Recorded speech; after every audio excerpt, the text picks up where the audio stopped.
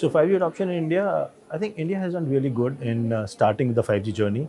We've rolled out huge number of sites in the range of around 420K sites have been rolled out with approximately 165 million subscribers already onto the 5G networks. So I think the start is great and the journey is yet started. So there's a lot to be done. We are currently into the EMBB space. We are going ahead with the FWA. So these are the two first pillars, foundation pillars for 5G. And from an adoption point of view, what we see is that down the line, we see a lot of industrial things coming onto it.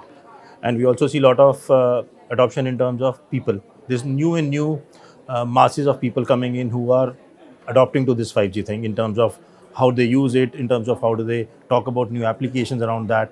And in terms of adoption, what we see is that the device ecosystem is also maturing. And that's where we see that new devices that are coming into India are now 5G ready. So today, when you look at the amount of devices that get shipped into India, more and more devices are 5G ready in the range of, I would say, 70 to 80% devices are 5G ready. And what we see is that this would be one big thing which will pick up from an EMBB, and then from an industrial point of view would be the next phase where we talk a lot of IoT and other devices.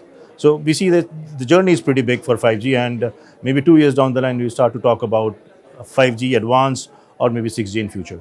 Yes. So you're right that operators are struggling, and I think this is a momentary phase. Operators have started to monetize 5G. As I said, FW is one first example where monetization is happening, and the rapid pace of FW adoption is happening today in the market. From a monetization point of view, industries would be the next step, where we're talking about all the industries, whether it is medical industry or automobile industry or agriculture industry. So all these applications are being built up. The device ecosystem price points are coming to the right level.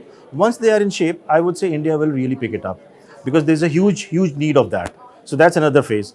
And then the new phase which is coming up from monetization piece is the API piece, where the industry is looking towards enabling the new ecosystem or enabling the new IT applications where users can come in and try to give new value added services to the subscribers to the via the operators or not via the operators. So the third piece of the puzzle where we see a lot of monetization thing will come into it. And then comes the big piece which is all around AI, machine learning, deep learnings, as well as digital contents, where we see lot of applications will come, and that will define the new applications for the operators. So I think the journey is started, but there is a lot to be done in future where we see a lot of modernization will happen. I think this is a crucial question, and this is the right one, because when we talk about ecosystem, we also need to ensure that the capabilities that we are developing in our products, our solution, our software has to gel with the networks that are being delivered as well as the ecosystem. For example, if we talk about low latency products, so as Ericsson, we develop a lot of features to deliver low latency. The same has to be implemented with the right optimization of the network, delivering the right performance, as well as then we're working with the chipset companies to make sure that what we develop from a feature and capability point of view is aligned and delivered by the chipset companies. So that's one of the areas where we're working onto it. And then the another area where we're working onto the ecosystem is how do we enable the whole device side. For example, the Cradle Point that Ericsson acquired, there we are talking about WLAN enabled boxes which can deliver 5G, whether it is for video streaming, upload and download, whether it is for connecting the factories. So all these things is what we are bringing onto the platform today.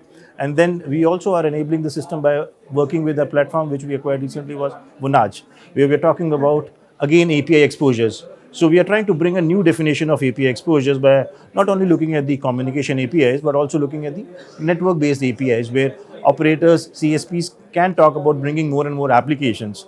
And we not only bring this up with statements, we also have approximately 1.6 million developers who are working on our platforms and working with CSPs and the industries around the world to create more and more applications. So I think all these things will come up in towards more monetization as well as more services to the subscribers around the world.